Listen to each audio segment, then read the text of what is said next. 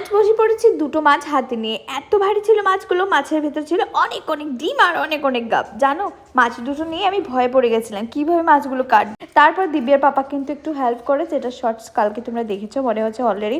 আমাকে এই যে মাছের আঁশ ছাড়াতে অনেকটা কিন্তু হেল্পও করেছিল দিব্যের পাপা। দিয়া নিজের হাতে মাছটা একদম কেটে তারপর রান্না করে, মাছগুলো বেশ তাজা ছিল তো তার জন্য নিয়ে এসছে আমাকে দেখাবে বলে।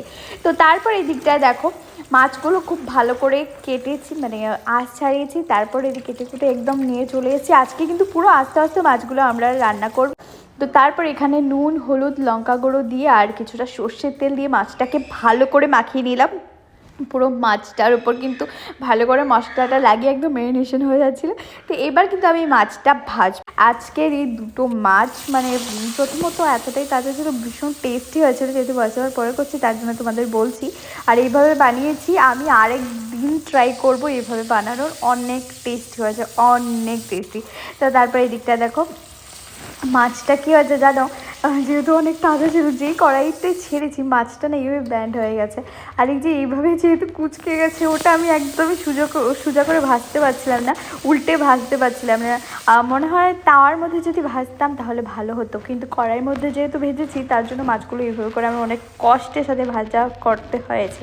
তারপর কি এখানে কাঁচা লঙ্কা, একটুখানি পেঁয়াজ, একটুখানি আদা, একটুখানি টমেটো, একটুখানি সর্ষে, এইসব সব কিছু দিয়ে কিন্তু আমি পেস্ট করে নিয়েছিলাম। তারপরে এটা আমি কড়াইয়ের মধ্যে দিয়ে দিয়েছি লঙ্কা গুঁড়ো, নুন, হলদি গুঁড়ো একটুখানি, আর দিয়ে দিয়েছি কিছুটা কলি করা পেঁয়াজ আর টমেটো। ব্যাস এইটুকু মশলা দিয়ে রান্নাবান্না কমপ্লিট হয়ে যাচ্ছে। ভালো করে কষিয়ে দিয়ে দিলাম ঝোল। আর এই ছিল আজকে মাছটা রান্না করা। মাছটা আমি কাটতে যতটা কষ্ট করেছি, ভাজতে যতটা কষ্ট করেছি, খাওয়ার সময় ঠিক ততটা টেস্টি লেগেছে, যে সব কষ্ট ফু দিয়ে উড়ে গেছে গাইস। তো মাছটা ভীষণ টেস্টি ছিল।